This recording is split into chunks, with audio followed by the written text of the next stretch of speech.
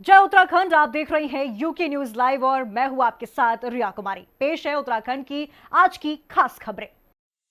पगनों के ग्रामीणों ने ब्लॉक कार्यालय में एकत्र होकर जोशीमठ मुख्य बाजार होते हुए तहसील परिसर तक रैली निकाली और प्रशासन के खिलाफ जमकर नारेबाजी की। ग्रामीणों ने प्रशासन पर अनदेखी का आरोप भी लगाया। ग्रामीणों ने कहा कि प्रशासन द्वारा अब तक उनको कोई सहायता नहीं दी गई है। 3 माह से लगातार भूस्खलन हो रहा है, बहुत हो रहा है। हम जो है जिला प्रशासन से तहसील प्रशासन कई बार आवाज़ उठा चुके हैं। हमारी इतनी बड़ी जनता आ सड़क पर आने की क्या जरूरत थी? जब हमें प्रशासन पहले ही टेंट या कैंप राहत कैंप दे देता तो हमें यहाँ आने की क्या जरूरत थी? हम इतना चिल्ला रहे हैं, लेकिन हमारे चिल्लाने के बावजूद हमारी आवाज़ों को दबाई जा रही है। हमारे आंगनबाड़ी केंद्र, प्राइमरी विद्यालय, बच्चे जो है पढ़ने में स्कूल पढ़ने को मजबूर है और आंगनबाड़ी केंद्र तो लगे नहीं रहा। और लगभग 125 परिवार हमारे गाँव में रहते हैं जो कि सब गरीब है। नौकरी व्यवसाय से तो 2% भी नौकरी व्यवसाय वाले नहीं है। अब ये कहना है कि किराए पर जाओ, किराए पर कहाँ जाए? पहुँचने का कारण ये है कि हमारे बात प्रशासन नहीं सुन रही है, अनदेखा कर रही है। और हमारे गांव में इतना 3 महीने से इतना भूखलन हो रहा है कि हमारा पूरा गांव बहने वाला है और कोई हमारा शुद्ध लेने वाले नहीं है। और हमारे कुछ मकाने भी ध्वस्त हो गई हैं और कुछ मकाने उसके चपेट में आ गए हैं। और हमारे पीने के लिए पानी नहीं है, बच्चों के लिए विद्यालय नहीं है। हमारे बच्चे 3-4 किलोमीटर दूर पैदल स्कूल जाते हैं, उनके लिए रास्ता नहीं है, पीने के लिए पानी नहीं है। हम ऐसे बारिश का पानी आज तक पी रहे हैं और अपना सामान खुद हम अपने चादर तिरपाल खरीद करके खुद अपने सामान का हिफाजत कर रहे हैं। पूर्व मुख्यमंत्री हरीश रावत ने कहा कि विपक्ष द्वारा सनातन का विरोध नहीं किया जा रहा है, यह विरोध वर्ण व्यवस्था का विरोध है। हरीश रावत ने भाजपा सांसद अजय विदुड़ी के द्वारा संसद में भाषण के दौरान बसपा के सांसद पर अभद्र टिप्पणी करने पर ऐसे सांसद पर हेट स्पीच का मुकदमा दर्ज करते हुए पार्टी से निकाले जाने की बात कही। पूर्व मुख्यमंत्री त्रिवेंद्र सिंह रावत के हरिद्वार में सक्रियता बढ़ गई है। महामंडलेश्वर रूपेंद्र प्रकाश के जन्मदिन कार्यक्रम में शामिल होने पहुंचे पूर्व सीएम त्रिवेंद्र सिंह रावत ने कहा कि उन्हें संतों का भरपूर आशीर्वाद मिल रहा है। आगामी लोकसभा चुनाव में चुनाव लड़ने की बात पर त्रिवेंद्र सिंह रावत ने इनकार नहीं किया और कहा कि पार्टी चुनाव के लिए पूरी तरह से तैयार है और इतिहास दोहराया जाएगा। जब इस तरह से हमारे साधु संत आगे आएंगे तो समाज उनका अनुसरण करता है, समाज उन पद चिन्हों पर चलने का काम करता है और आगे बढ़ता है। तो उन्होंने एक नया रूप प्रदान किया है अपने जन्मदिन को रूप में मनाने का। मैं उनको बहुत बधाई देता हूँ, बहुत शुभकामनाएं देता हूँ। केंद्र और राज्य सरकार जैविक उत्पादों के साथ मिलेट्स को बढ़ावा दे रही है। हरिद्वार के भूपतवाला क्षेत्र में जैविक उत्पाद और मिलेट्स का जिले का पहला आउटलेट खोला गया है। कृषि मंत्री गणेश जोशी और सांसद रमेश पोखरियाल निशंक ने 3K कैलाश गंगा जैविक केंद्र का उद्घाटन किया है। आज प्रधानमंत्री कृषि विकास योजना के तहत ये आउटलेट आज यहाँ पर खोला गया है। दूसरा आउटलेट हम रुड़की में खोल रहे हैं ज़िले में। और इसके माध्यम से जितने हमारे उत्पाद हैं, विशेषकर जो हमारा श्री अन्न है मिलेट्स, आज उसकी इतनी डिमांड है और उसको अंतर्राष्ट्रीय अगर पहचान मिली है तो नरेंद्र मोदी जी के कारण मिली है। सिद्धार्थगंज तहसील के शक्ति फार्म निर्मल नगर में सूखी नदी के कटान से पानी अब गांव की तरफ रुख कर रहा है, जिसमें से ग्रामीणों की खेती योग्य भूमि नदी में समा रही है। लगातार नदी का कटाव गांव की तरफ आने से ग्रामीण दहशत में है। ग्रामीणों ने प्रशासन से अपील की है कि खेती योग्य भूमि को बचाने के लिए नदी का रुख बदला जाए। बाढ़ से नदी की कटान हो रहा है और जेसीबी काट के ले रहा है, इसलिए हमारा खेत की नुकसान हो रहा है। समस्या क्या आप देख ही सकते हैं, निर्मल नगर 20 क्वार्टर है, पीछे गांव सिर्फ 200 मीटर की दूरी पे ही है और नदी इतना टूट रहा है कि मतलब 1 आध महीने के अंदर पूरा गांव तक जा सकता है। नदी टूट के पूरा टूट गया है। वो 2 एकड़ जमीन में हमारा पापड़ा थी, वो भी पापड़ा पूरा बह गया नदी में। और अभी जेसीबी चल रहा है, जेसीबी को बार बार मना कर रहा है, देखो तुम हमारा इधर मट्टी फेंको, फिर भी वो जबरदस्ती मट्टी लेके चला जा रहा है। थाना काशीपुर में 23 सितंबर को गन्ना मिल राजेंद्र नगर निवासी शिवा वर्मा द्वारा घर से सोने चांदी व नकदी चोरी के मामले में तहरीर दर्ज कराई गई थी। वहीं 2 नशेड़ियों को LIC के पास से गिरफ्तार किया गया है, जिसका खुलासा करते हुए पुलिस अधीक्षक अभय प्रताप सिंह ने बताया कि दोनों अभियुक्त शातिर किस्म के अपराधी हैं, जो अपने नशे की जरूरत को पूरा करने के लिए चोरी की घटनाओं को अंजाम देते हैं।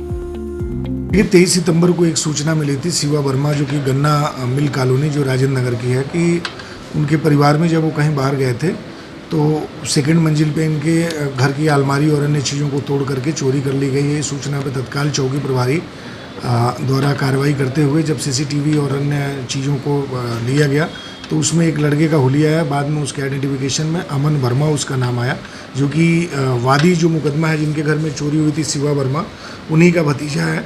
लगभग 5 लाख रुपए की स्त्री धन, जिसमें मंगलसूत्र से लेके कंगन से लेके अन्य सारी चीज़ें और 20,000 रुपये कैश इसने मौके से चोरी करी थी। अमन के साथ इसके एक दोस्त धनजी को भी गिरफ्तार किया गया। 100% रिकवरी की गई है पुलिस के द्वारा। आज इनको माननीय न्यायालय के समक्ष पेश किया जा रहा है।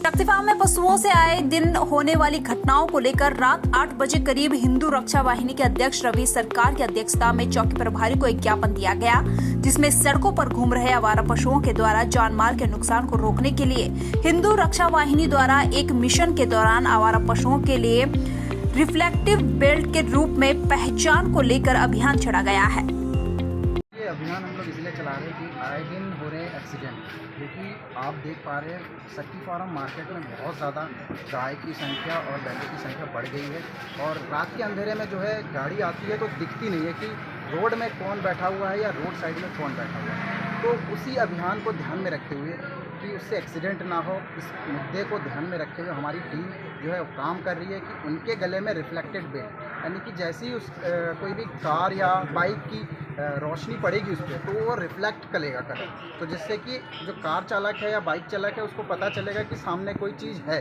गाय है, जो भी है, जानवर है, तो उससे क्या हुआ, उसका जो ड्राइव करने का जो वे होगा वो चेंज हो जाएगा और वो सेफली ड्राइव करेगा, जिससे कि गाय की जान भी बचेगी, साथ ही साथ जो ड्राइवर है, जो व्यक्ति है, उसकी भी जान बचेगी। तो कहीं ना कहीं ये एक अच्छा मुहिम है और हमारी संगठन हिंदू रक्षा वाहिनी इस कार्य को निरंतर करती हुई आ रही है, पहले भी करती थी और अभी इसको हम करते हुए जाए। आज हिंदू रक्षा वाहिनी की तरफ से, पूरी टीम की तरफ से आह्वान किया गया है कि जितने भी हमारे नगर क्षेत्र में या गांव में जितने भी हमारे इलाके के जानवर हैं उनको रेडिसन एक के गले में बनाया जाएगा, ताकि जितने भी दूर दूर से गाड़ी चलाने वाले लोगों को पता चल जाए, जिससे हमारे निराश्रित जानवर बच सके। एक मुहिम है, इस मुहिम में मैं आप सभी लोगों से, हमारे भाइयों से और यहाँ के जितने भी लोकल के लोग सबसे सहयोग की निवेदन करना चाहूँगा ताकि एक्सीडेंट कम हो सके। देवभूमि बैकुंठपुर शक्ति फार्म नंबर 1 में श्री राधा जन्माष्टमी के उपलक्ष्य में आयोजित भव्य सांस्कृतिक कार्यक्रम में कलाकारों ने सुंदर प्रस्तुति देकर दर्शकों का मन मोह लिया। कार्यक्रम का विधिवत उद्घाटन आंचलिक बंगाली कल्याण समिति के अध्यक्ष रामचंद्र राय, बंगाली कर्मचारी उन्नयन समिति के प्रदेश अध्यक्ष निर्मल सरकार ने संयुक्त रूप से श्री राधे रानी के सामने दीप प्रज्वलित कर किया। खातर बस काम एक ही है कि मैंने भांग घोटनी है, उसमें भी तो नाकरमोड़े से कर रही है। ये नाकरमोड़े? हाँ। मैं तो नो खुश हुई थी कि बोरे साथ में शादी करूंगी तो मैं बहुत खुश रहूंगी। समाज को एक संदेश है। अभी लोग कहते ठाट कर रखे हैं, कौन से ठाट कर रखे हैं? ठाट? तो एक बात बता, आज तक मैंने तेरे पे कपड़े धुआए हैं। लोग कह रहे थे कपड़े धुआए हैं, कपड़े पहन रही हूँ तो कपड़े। हरिद्वार रोड के विकास प्राधिकरण इन दिनों चर्चाओं का केंद्र बना हुआ है। कहीं प्राधिकरण के नाम पर पैसे मांगने का वीडियो सोशल मीडिया पर वायरल हो रहा है, तो वहीं दूसरी तरफ सुराज सेवा दल ने प्राधिकरण पर भ्रष्टाचार में लिप्त होने का आरोप लगाते हुए कार्यालय का घेराव किया। कार्यालय का घेराव करते हुए सुराज सेवा दल के कार्यकर्ताओं ने जमकर नारेबाजी की। HRDA पूरी तरह से भ्रष्टाचार में संलिप्त है। अभी मैं देख रहा था, पीछे भी एक वीडियो वायरल हुई, यहाँ पर दलालों की तादाद बढ़ती जा रही है, दलाली चरम पर हो चुकी है, गरीबों के काम बिल्कुल नहीं हो रहे हैं, अमीरों के नोटिस काटकर उनसे पैसे वसूल करके उनके काम किए जा रहे हैं। अभी देखिए दक्ष मंदिर के बगल में एक पुराना माफिया, उसके 5 फ्लैटों का नक्शा पास था और 40 फ्लैट बन गए। यहाँ पर पूर्व एक जो है हमारे मंत्री जो इस समय माननीय मुख्यमंत्री जी के बेहद करीब हैं, उनके जो आश्रम हैं वह बिल्कुल माँ गंगा के किनारे है। उसके अलावा तमाम जो अवैध होटल हैं वो लगातार बढ़ते जा रहे हैं। गरीब आदमी का एक छोटा सा कमरा बना ले तो HRDA जाके उसे ध्वस्त कर देता है। अमीरों में और गरीबों के नियम अलग अलग क्यों? इन तमाम चीज़ों के विरोध में आज हम जो है HRDA पे धरना दे रहे हैं और यथाशीघ्र मैं पूरे प्रदेश भर में प्रदेश व्यापी आंदोलन करूँगा।